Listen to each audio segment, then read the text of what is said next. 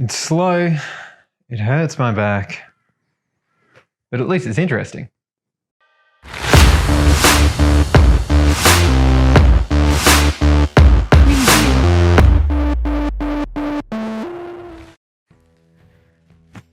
Now I get asked on YouTube here probably at least once a year, should I buy a GV250? Well, the answer to that is a little bit complex, but let's get into it. Now, the unfortunate truth of buying an aging Chino-Korean motorcycle that's manufacturer left for a pack of ciggies quite a few years ago and never came back is that parts are getting harder to find than a needle in a stack of needles. Little things like starter solenoids can be easily fixed with a few little dodgy wiring hacks.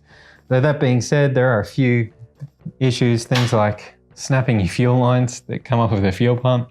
It can leave you laid up for weeks while you wait for parts to come into the country, hoping that the crazy internet provider you picked is actually legit and going to send you something eventually. It's not all bad news. The engine, nice and strong, oil cools, never have overheating issues or anything like that. It is a bit lazy. I'm not too sure all 21.3 kilowatts did make it out of the factory. 5-speed transmission might leave you wishing you could kick up just that one more time on the highway, but she'll comfortably sit at 130 for as long as you need it to.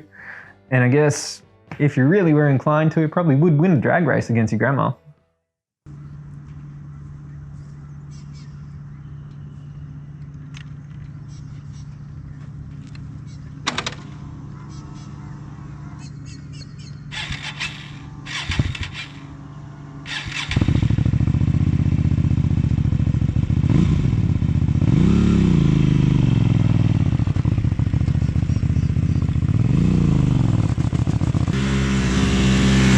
Suspension setup's pretty well bulletproof. Probably it's a bit tuned towards someone who wears their pants in a bit burlier size than I do. But overall, she rides great. Honestly, my opinion's on ride. Obviously, I've got a little bit of a customization that's happened here. Even before I took a grinder to it and chopped that rear seat off, it wasn't that bad. The stock foam seat was fairly comfortable. Again, my biggest issue with this bike has always been the same. It's that I, at over 6 foot tall, am just too lanky for such a small motorcycle.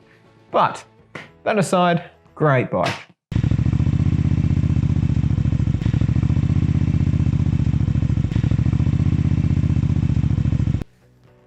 So should you buy it?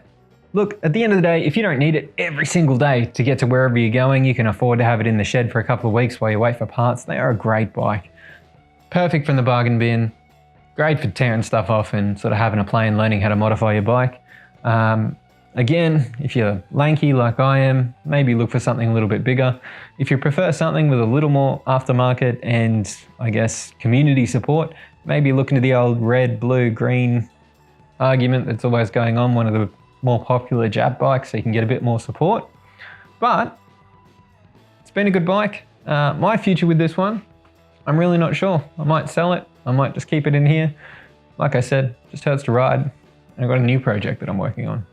So next week, we'll be back on the DRZ. We will be hopefully taking it for its first test ride and planning out the mods that will come next on it. So stay tuned for that. See you guys.